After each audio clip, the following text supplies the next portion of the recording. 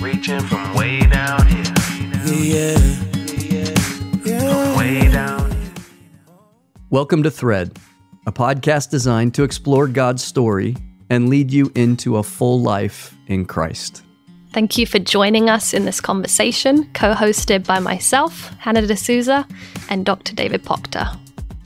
Though I'm way down here, I get a better view of this boundless world that I'm going to.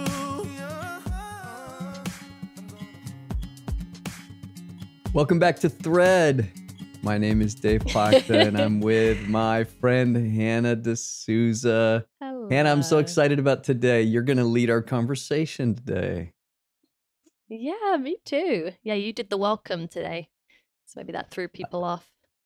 I'm gonna do a little bit more of the welcome, but before I jump into the content, I want to know how Gilgamesh is doing. Can you see him? Yeah, Is he's he right back there on behind me? little guy. On my little fake fireplace. So the leaves are dropping, but I think I did Google it, and it is normal for bonsai trees at this time of year to lose their leaves. I'm not too concerned, but hopefully Okay, you'll we're gonna see hold you him. accountable to keeping Gilgamesh alive. So Okay, that's a lot of pressure, but that's okay. right. So today we're on episode 14, and we're going to talk about Sarah and Hagar. So this is, we're now kind of entering into the middle part of our series on God's people birthed. It's our third episode. So we have talked about Abraham. We talked about the suzerain vassal treaty. We now start moving on to other characters. And I'm looking forward to hearing all the things you have to tell us about Sarah and Hagar. Yes. Well, before I jump in, I should say there's no way we can do justice to these two wonderfully complex women and both the beauty and the pain that are present in both of their stories. But I'm glad we are dedicating this episode to them, and I hope it will be a launching pad to further study too. But what I do see from my study of Sarah and Hagar, I should say, I'm probably going to use Sarai and Sarah interchangeably, as well as Avram and Abraham. So disclaimer. But what I do see in their stories, the story of these two women, is God continually adapting and making provision for human failings and human weaknesses. We've used this image before of a tapestry, and what I see in this story is God perhaps weaving in threads that maybe were not part of the initial design, but incorporating them into this pattern that have become the Hebrew Bible and have become this narrative. And we see this tale of two women, really, that's kind of sandwiched between two iterations of the covenant. So we talked about Genesis 15 in our episode on Abraham, where it's this reiteration of the promise to Avram, and then Genesis 17, which is the chapter after Sarah and Hagar, we see God introduce the covenant of circumcision. But in between these two significant interactions between God and Avram, we get these two women, and we can jump into the narrative itself, and I'm going to do what Dave does to me normally and hand it over to him to read Right. the narrative here. So it's Genesis 16, verse 1 to 4. Fantastic. Yeah, Genesis 16, 1 through 4. Now Sarai, Abraham's wife, had borne him no children, but she had an Egyptian slave named Hagar. So she said to Abram, "The Lord has kept me from having children. Go sleep with my slave. Perhaps I can build a family through her." Abram agreed to what Sarai said. So after Abram had been living in Canaan 10 years, Sarah, his wife, took her Egyptian slave Hagar and gave her to her husband to be his wife. He slept with Hagar, and she conceived. Yeah, so from the outset, we see Sarah's barrenness casts a shadow over the promise that Yahweh has made of this, the promise of future descendants and them being a great nation. And it begins from the very beginning. She had borne him no children, which, as we know, for that time, I mean, still, but for that time in particular, there was great shame, even that with that, that came with infertility. And so we see here Sarah take matters into her own hands. And for contemporary readers, this story is perhaps very shocking to see her give her maidservant to her husband to sleep with, to have an heir through her servant. But we see Rachel do this later on when she gives her servant Bilhah to Jacob, when she is also barren. So it is a trope or a trend that we see, this idea of, oh, my servant can produce an heir for me. And they're very much considered property in that way. I think what's interesting is it's likely that Hagar was part of this gift that was given to Abraham by Pharaoh earlier on in Genesis 12, when they're in Egypt and they've left Canaan to go down to Egypt during the famine. And it's interesting that the narrative doesn't comment on whether this is sanctioned by God. Like maybe they were meant to wait that famine out, but they, even in that decision to leave, perhaps that's also them together taking matters into their own hands. But they go down to Egypt and we have this weird interaction with Pharaoh, and he ends up gifting Avram because of Sarah, sheep, cattle, male and female donkeys, and it also says male and female servants in Genesis 12, verse 16. And there's many people think Hagar was included in this gift. So perhaps even her very presence as a servant in their household was not part of the initial plan, but she's here and she's used in this way. But I think what is clear is while this was a custom of the day, perhaps, to do this kind of thing, God clearly wanted his chosen nation to operate differently from the surrounding nations. And this was not part of his plan, at least. What we see here is very interesting, this dynamic of Sarah and Abraham. And it's not unlike actually what we've seen earlier with Adam and Eve. And I think that's one of many parallels we'll see as we go throughout this episode. But it's this trend of these two matriarchs taking matters into their own hands. And actually we see this agency of Sarah. She's like, go sleep with my slave. Perhaps I can build a family through her. Even that idea of let me build a family through her, it kind of has echoes of Babel, even, or Babel. Let me build a name for myself.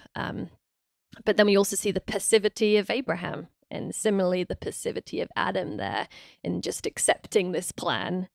And even linguistically, there's a parallel with, in the same way we see Eve giving Adam the fruit to eat and him taking it. It's also the similar language here. Sarai, his wife, took her slave and gave to her husband. That's such an interesting dynamic there. There's a commentary on the Bible by a popular kind of Bible teacher called David Guzik, and he has this quote here. Maybe you can read that, Dave.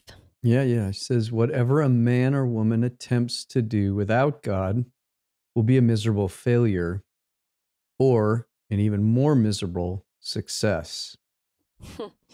Yeah, and I think it's definitely the latter that we see here. It's, yes, Hagar gets pregnant, and we see that, but it does seem to be an even more miserable success. And I think Sarah even doesn't fully realize the implications of everything that will follow from this decision to take matters into her own hands when it came to the promise. And we can continue here. And maybe you can read this part too, Dave. So it's Genesis 16, 4-6. Yeah, it says, when she knew she was pregnant, she began to despise her mistress. Then Sarai said to Abram, you are responsible for the wrong I'm suffering. I put my slave in your arms, and now that she knows that she's pregnant, she despises me. May the Lord judge between you and me. Your slave is in your hands, Abram said. Do with her whatever you think best.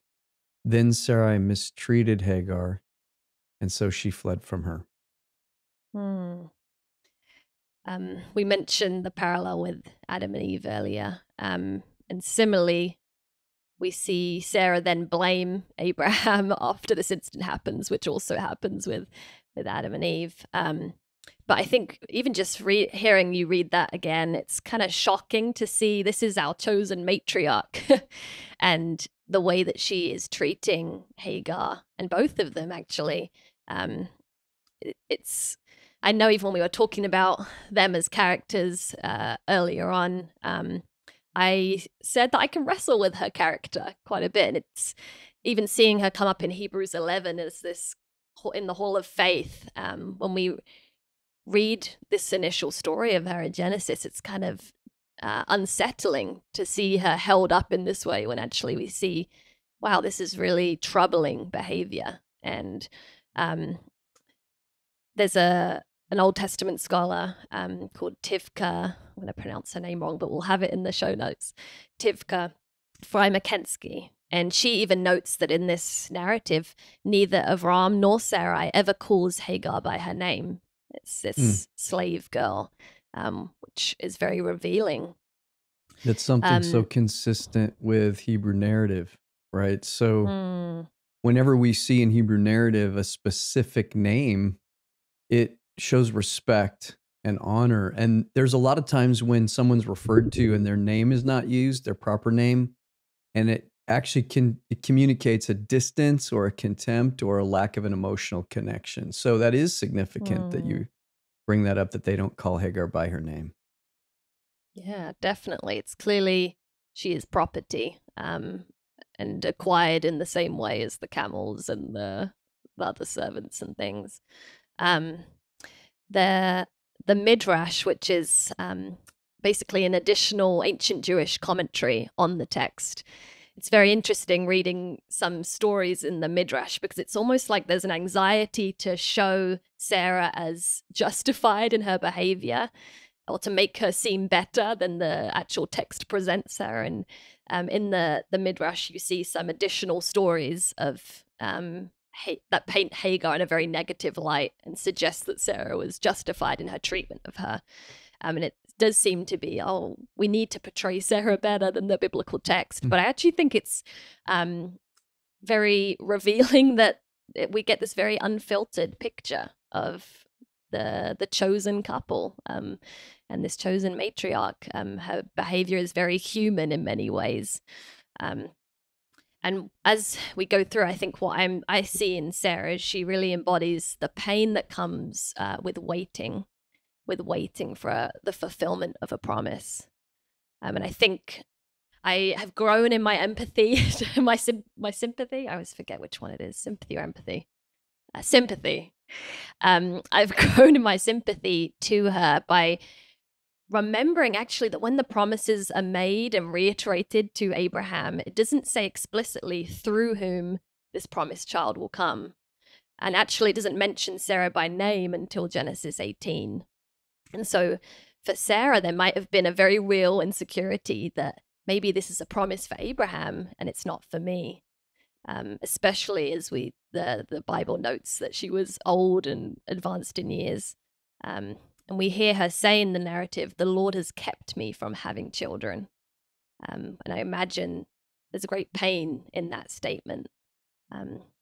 Psalm 119 has the speaker in the psalm also speaks to the pain of waiting. And I think actually I can picture Sarah resonating with a lot of what is said in that psalm. And it says in verse 81 of Psalm 119, I am worn out waiting for your rescue.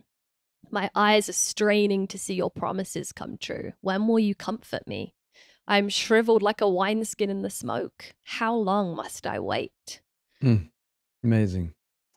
You know, this is so real for so many of us that live in this relationship with Yahweh or with God, that we are waiting on God's promises to be fulfilled in our own life. So your point about sympathy is significant, right? These people that we read about struggled with the same things we do. Most of us want God's promises to be fulfilled this month or this year or in 6 years maybe, but that's a long time to wait. But we see her waiting much, much longer for these promises to be fulfilled. And our temptation to compromise is real. Definitely. Yeah, I actually think from the time of the promise first being made to the birth of Isaac is 25 years.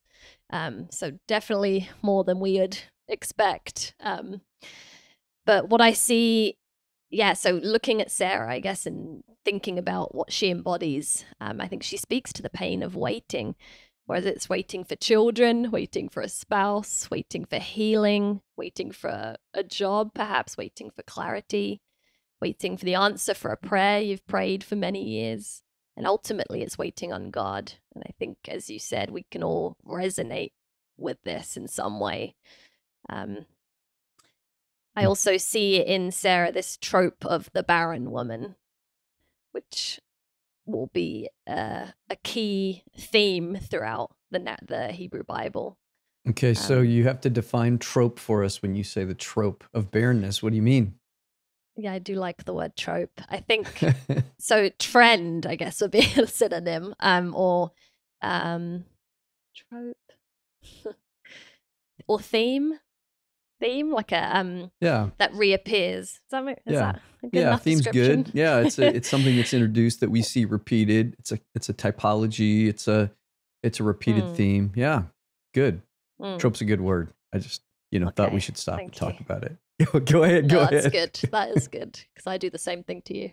Exactly. I get to play the reverse role now. See how fun that is? No, put me on the spot. One of my classes last semester was on Genesis, and actually I decided to write my final paper on barrenness in the Old Testament, because I kept seeing it appear, and it's really interesting that 3 of the 4 kind of matriarchs in Genesis, so we've got Sarah, Rebecca, Rachel, and we get Hannah later on too. They all are barren to begin with. And I think it's a really interesting feature of these chosen women that it begins in this kind of emptiness, this longing, this impossible situation. And I think God likes to use impossible situations and kind of insert himself to show the miraculous nature of the miraculous way in which he works. Well, the story already shows us, and this is a new theme, right? This is a new thing that's being introduced. So God chooses Abraham, and now we move into these less than ideal characters that are going to work with this relationship with Yahweh to see his promises fulfilled. And what it shows us right away is that Yahweh is the faithful one. As we saw in Genesis 15 and the suzerain vassal treaty, Yahweh is the faithful one. Yahweh is the one to make sure that this all happens. Even though we falter and fail miserably, Yahweh is the faithful one. Definitely. Yeah. And I think the glory wouldn't be there if everything was simple and easy from the beginning. So it's and what we get with Sarah is this laughter of disbelief that we see in Genesis 18, then turns into laughter of joy in Genesis 21, which reminds me of a similar sentiment that's expressed in Psalm 126, where it talks about our mouths being filled with laughter when we see the Lord has done great things. And we see this kind of change of spirit in Sarah. And of course, Isaac gets his name from that laughter too. But then there's Hagar, or Hagar. We were talking earlier about how we pronounce her name. We're probably butchering them all, but we're doing Hagar, right? We're going with Hagar. Yes, we'll go with Hagar. So maybe you can read this here, Dave. So it's Genesis 16, verse 7 to 16. Yeah, sure. The angel of the Lord. I should preface, this is after she has fled into the wilderness following this mistreatment of Sarah. That's right. And we did choose specifically to read this from a different translation because it holds some of the important name pieces. So we're going to be using the new updated edition of the NRSV for this reading. The angel of the Lord found her by the spring of water in the wilderness, the spring on the way to Shur. And he said, Hagar, slave of Sarai, where have you come from and where are you going? She said, I'm running away from my mistress, Sarai. The angel of the Lord said to her, return to your mistress and submit to her. The angel of the Lord also said to her, I will so greatly multiply your offspring that they cannot be counted for multitude. And the angel of the Lord said to her, now you have conceived and shall bear a son. You shall call him Ishmael, for the Lord has given heed to your affliction. He shall be a wild ass of a man with his hand against everyone and everyone's hand against him, and he shall live at odds with all his kin.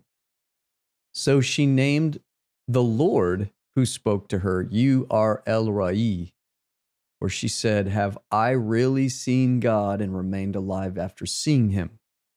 Therefore, the well was called Be'er Lahai Roi. It lies between Kadesh and Bered. Hagar, or Hagar, bore Abram a son, and Abram named his son, whom Hagar bore, Ishmael. Abram was 86 years old when Hagar bore him Ishmael. You know, the reason we wanted to keep this in the NRSV particularly was when she names God, she says El-Roi. El is something we're going to see come up a lot in our future episodes. El means God. So like Bethel or Peniel are names of God that we see people interact with. So when they see God, they name God. So El is God. Then Roi is the one who sees. So when she says El-Roi, she says the God who sees. It's also fun to look at the name of the well, Be'er Lahai Roi. Be'er is well or source of water. Lahai, the living one. And then Roi, as we've said, the one who sees me. So she's actually naming this well, the well of the living one who sees me. So fascinating, right? So I do have a question for you here too. Why do you think Yahweh addresses her? So he says her name, Hagar, because you mentioned that before Abram and Sarah don't call her by her name. So Yahweh does. Yahweh calls her by her name, Hagar, but also slave of Sarai. So recognizing her place. And the other question I have for you is, how are we to think about him being this wild donkey of a man? You know, what is all that about? Can you give us any insight?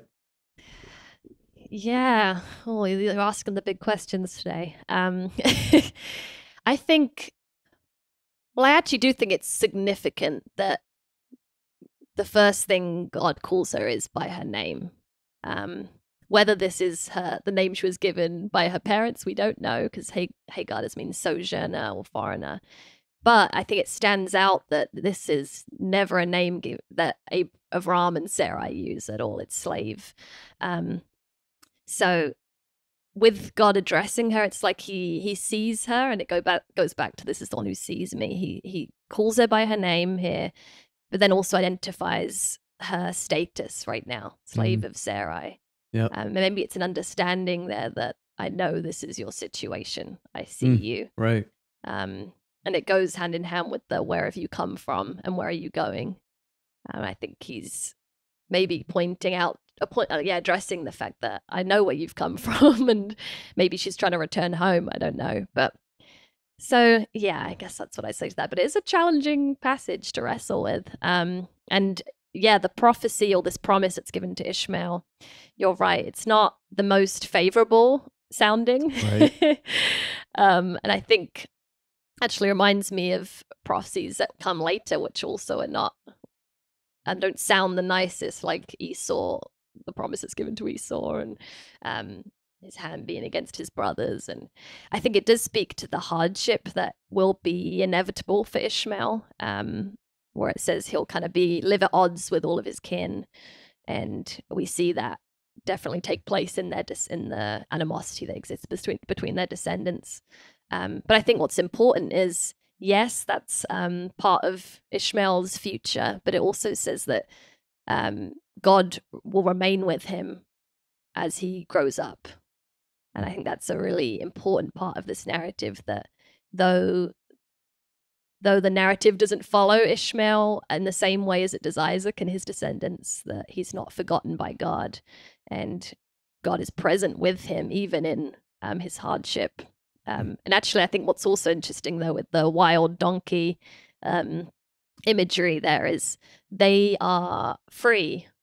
Wild donkeys are free. They roam and they have kind of autonomy. And maybe even it was speaking to this idea of he won't be born a slave. He won't be under oppressed in the same way as his mother. And yeah, we do see that Ishmael is kind of a nomadic. It goes on to be the father of the nomadic peoples, the Bedouin. So maybe that's what it's speaking to, but people are welcome to write in the comments if you're on YouTube what you think in response to those questions. But as you mentioned before, Dave, I think names are very significant in scripture. So we see here Hagar naming God, which is incredibly empowering. She's the first person in the Hebrew Bible. I actually don't know if she is the only. That's some research I have to do. But to give God a name. And then we see the names of Sarah and Hagar together. It's Sarah is princess and Hagar is, as I said, sojourner, foreigner. Which almost seems like a fairy tale here. We have like the princess versus the foreigner. But if it was a fairy tale, I think the foreigner would be quickly eliminated from the narrative, and that's not what we see here. What's a clear message that I take from these stories is that Yahweh sees the outsider. And I've mentioned in earlier podcasts, I took a class on liberation theology, and it's very interesting to see the way that Hagar is actually a key figure in liberation theology and womanist theology. She is this symbol of liberation, of empowerment, and kind of the mother of the marginalized. There's a book I read a couple of years ago called Sisters in the Wilderness by Dolores Williams, who it's all about Hagar as this mother of people on the peripheries and women on the peripheries.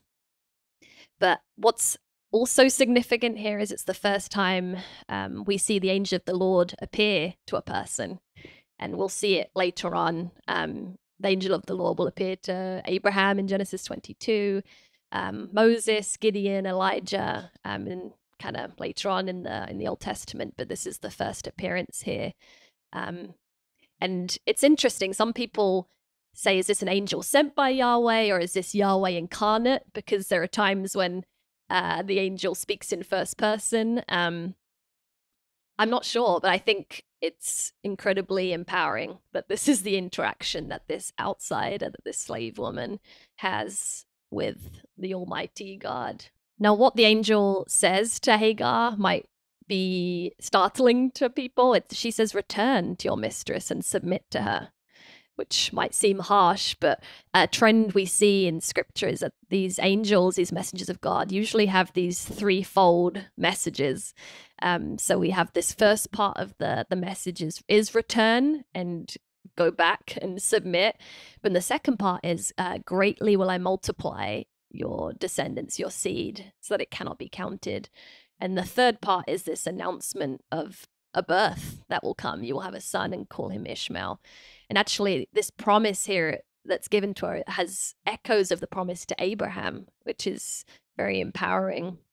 And there's, I've mentioned Tikva Fry-Makensky before, and in her book, Rereading the Women of the Bible, she speaks to this announcement from the angel, and she says, the second address makes Hagar the only woman to receive a divine promise of seed, not through a man, but as her own destiny. And the third statement puts Hagar in the company of those few women, Samson's mother, Hannah, and Mary in the New Testament, who receive a divine annunciation of the coming birth. So all those women would go on to have children with special destinies and were addressed directly and not through their husband. So it's this incredibly empowering image of the one that's called the outsider. And Ishmael, like Jacob, will go on to have 12 sons, and Hagar is the ancestor of those 12 tribes of Ishmael that will be listed in Genesis 25. So she does go back, she submits to what the angel says and returns to Abraham and Sarah. And we don't get the sense that her situation improves, because later on in Genesis 21, we see her again in the wilderness. And maybe, Dave, you can read this final part of the narrative here. Yeah, sure. The child grew and was weaned. And on the day Isaac was weaned, Abraham held a great feast. But Sarah saw that the son whom Hagar the Egyptian had borne to Abraham was mocking, and she said to Abraham, get rid of that slave woman and her son, for that woman's son will never share in the inheritance with my son Isaac. The matter distressed Abraham greatly because it concerned his son.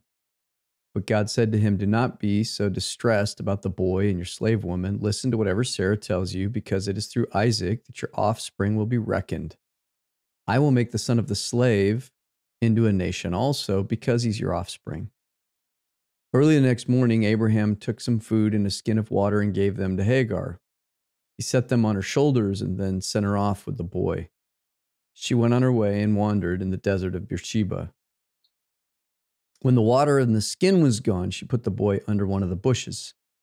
Then she went off and sat down about a bow shot away, for she thought, I cannot watch the boy die. And as she sat there, she began to sob.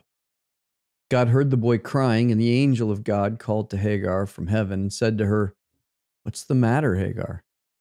Do not be afraid. God has heard the boy crying as he lies there.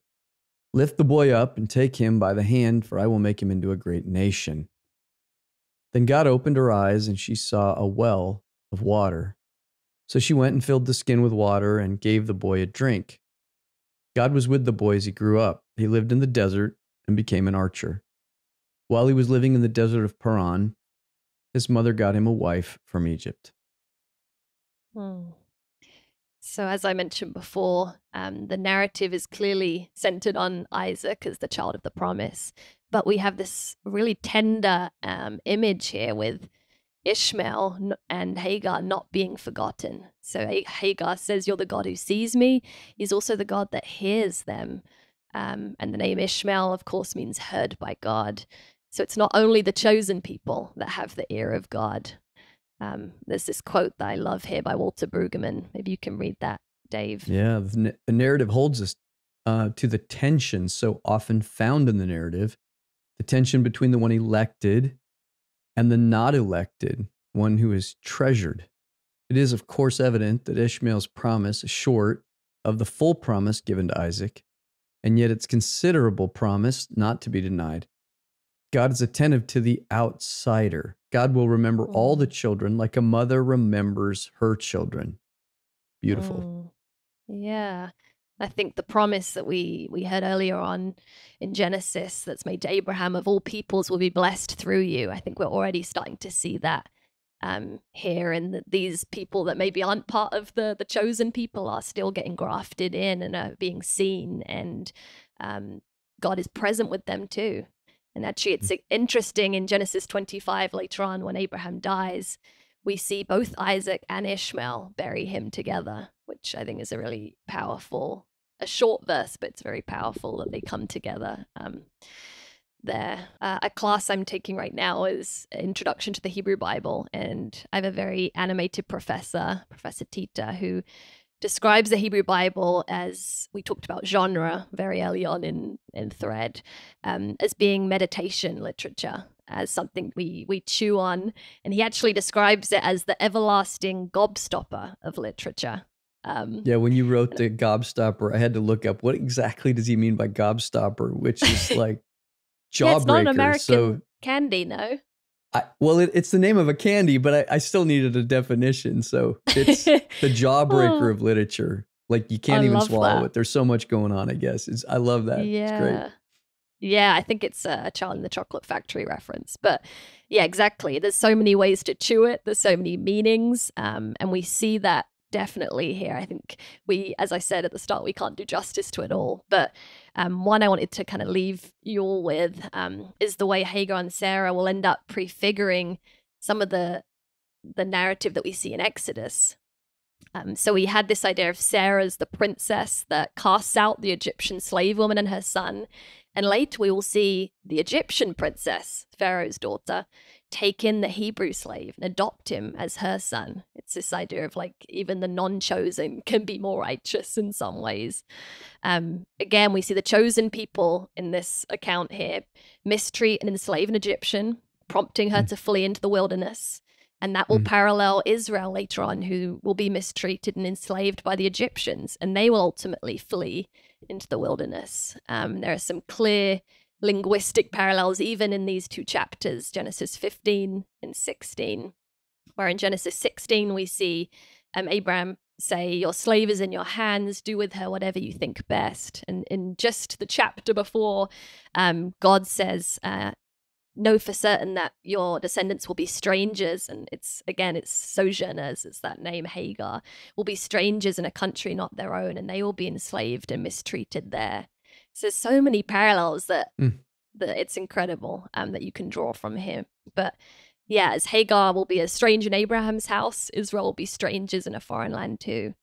But as we've said, just as God hears the cries of Ishmael, he will hear the cries of Israel. And I think that's a pattern that God offers hope to the oppressed, that I think God wants us to take from this story here. I was amazed at that connection. I had never drawn that parallel before.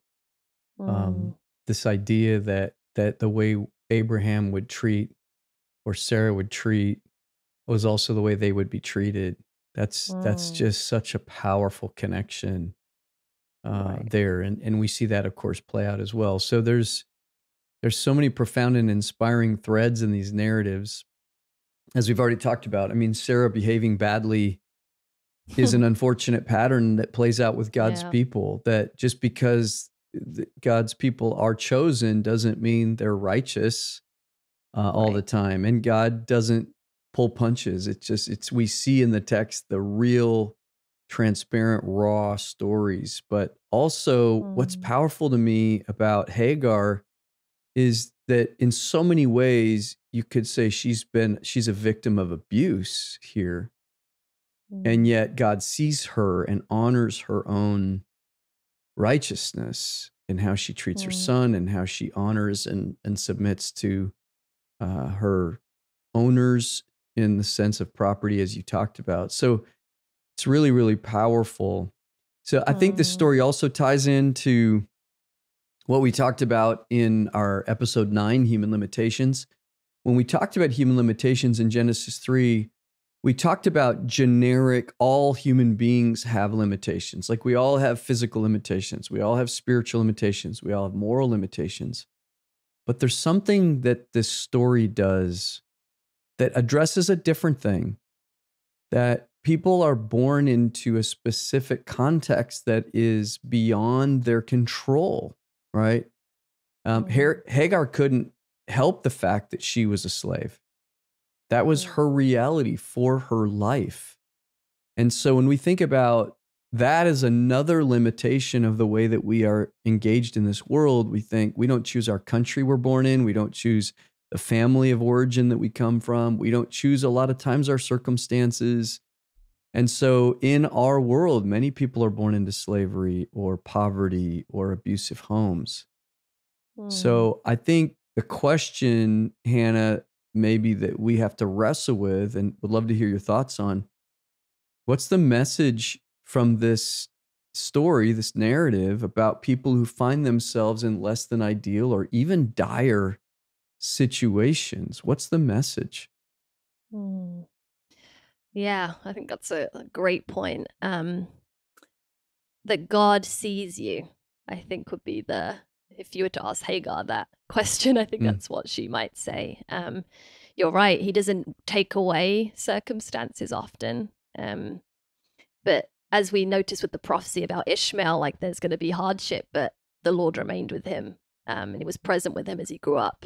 And I think it's significant that she calls him the God who sees me. I love that it sees and not watches me. Watches sounds almost like, oh, he's observing my every move, he's critical, but no, he sees. He sees her status. As you said, he identifies you're a slave of Sarai, but you're Hagar too. He names her. I actually wrote a poem last semester called El-Roi and I, which was from the perspective of Hagar. Maybe one day I'll share it in the podcast. Yeah, I like that. Okay. She enjoys this special relationship with him. I think the oppressed do. Beautiful. Well, thank you for just taking us through these stories and making those connections for us. I think it's, as this narrative continues, it's really powerful to see God's faithfulness in our failings as human beings, and God's just continued grace and effort and patience. And yet we still, ultimately, our behavior has effect. And I think we see that as well. So it's really amazing. So our next episode, we start getting into Jacob, and we have another kind of new thing that starts happening with Jacob. It's the first time we actually see a full life portrayed from a birth all the way to death. And so it'll be fun to talk about that in our next episode. So Hannah, it's always great to see you. Gilgamesh, good to see that you're still surviving back there. And Thanks, we'll see you in our next episode, Hannah. Okay, see you then. Bye-bye.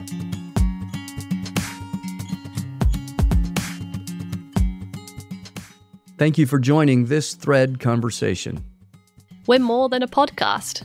Check out threadpodcast.org for more immersive content. Though I'm way down here, I get a better view of this boundless world